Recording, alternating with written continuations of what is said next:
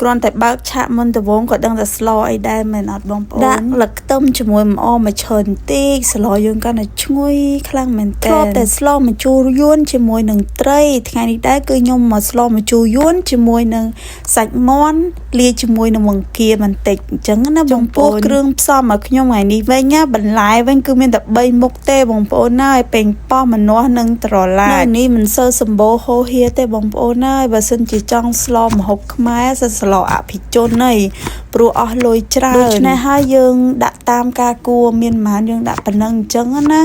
តែអ្វីដែលសំខាន់គឺបន្លែទាំងអស់ហ្នឹងគឺសុទ្ធតែបន្លែដែលខ្ញុំចូលចិត្តអញ្ចឹងណាបងប្អូនខ្ញុំអត់ដាក់មួយទេព្រោះនៅសល់តែមួយចំហៀងសល់ពីឆាបងប្អូនហើយក៏ខ្ញុំមានក្តិបតឡាចមួយដែរឥឡូវខ្ញុំសម្អាតហើយនឹងចិត្តបន្លែបើយើងតឡាចហើយនឹងម្នាស់យើងរួចរាល់ហើយខ្ញុំយកមកលាងទឹកសម្អាតម្ដងទៀត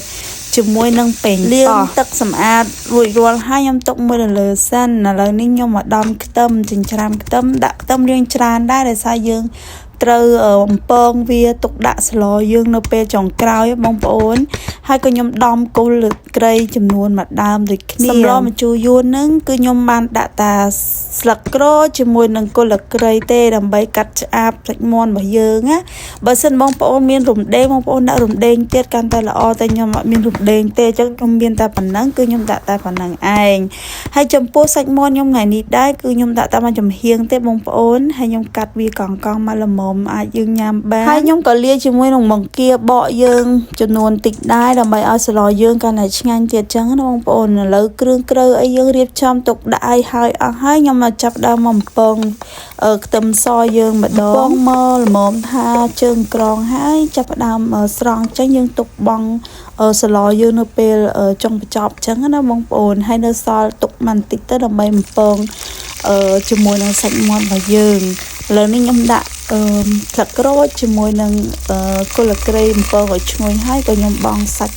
មាន់យើងចូលយើងរំលីងសាច់យើងជាមួយនឹងស្លឹកក្រូចគល់ក្រៃអញ្ចឹងទៅធ្វើឲ្យសាច់មាន់របស់យើងនឹងអត់ឆ្អាបអត់អីអញ្ចឹងណាបងប្អូនហើយអ្វីដែលសំខាន់គឺរសជាតិក្លិនវិញឈ្ងុយទៀតយើងល្មមថារំលីងវាល្មមចិត្តឆ្អិនដែរហើយយើងក៏ចាប់ផ្ដើមដាក់ជាមួយនឹងទឹកចូលបរិមាណទឹកបងប្អូនមើលតាមការគួរទៅបងប្អូនស្លច្រើនមានបន្លែច្រើនដាក់តាមនឹងទៅហើយឥឡូវទឹកពុះហើយខ្ញុំក៏ចាប់ផ្ដើមដាក់ជាមួយនឹងម្នាស់ព្រោះម្នាស់ក្របផុយបងប្អូនហើយក៏ឆ្លៀតពេលហ្នឹងដែរខ្ញុំមកហាន់ជាមួយនឹងម្អមហើយនឹងស្លឹកខ្ទឹមយើងឲ្យហើយអញ្ចឹងណាបងប្អូនហើយក្នុងនឹងដែរក៏ខ្ញុំដាក់ម្ទេសចំនួន3ផ្លែដូចគ្នា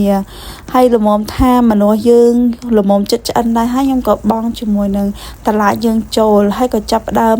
ថែមថយគ្រឿងដូចជាយើងដាក់គ្រឿងដូចជាស្ករអំបិលវិចេងទឹកត្រីនឹងឯងបងប្អូនយើងដាក់តាមចំណង់ចំណូលចិត្តយើងទៅល្មមថាតឡាចយើងចិត្តឆ្អិនដែរហើយខ្ញុំក៏ចាប់ផ្ដើមដាក់ជាមួយនឹងពេញប៉ោះក្រហមយើងហ្នឹងហើយបងប្អូនភ្លក់តាមការគួរនឹងសិនទៅថាល្មមអត់ហើយរៀងជូរអត់ព្រោះចេញពីម្នាស់អញ្ចឹងណាហើយចាំយើងលៃតាមហ្នឹងទៅយើងថែមជាមួយនឹង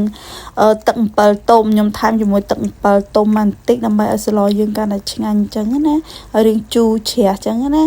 ហើយយើងដាក់តាមចំណង់ចំណូលចិត្តទៅបងប្អូនហើយក្នុងហ្នឹងដែរគឺខ្ញុំដាក់ជាមួយនឹងពងមាន់2គ្រាប់ដើម្បីស្លយើងកាន់តែមានរសជាតិឈ្ងុយឆ្ងាញ់ថែមទៀតឥឡូវរួចរាល់ហើយបងប្អូនខ្ញុំបង់ខ្ទឹមស្លឹកខ្ទឹម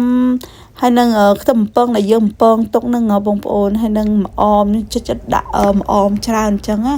ដាក់ទៅគឺឈ្ងុយខ្លាំងមែនតើនិយាយទៅស្លហ្នឹងគឺឆ្ងាញ់ខ្លាំងបងប្អូនទោះអត់មានបន្លែគ្រប់មុខគ្រប់អីក៏ដោយប៉ុន្តែគឺរសជាតិវិញគឺអែមហ្មងណា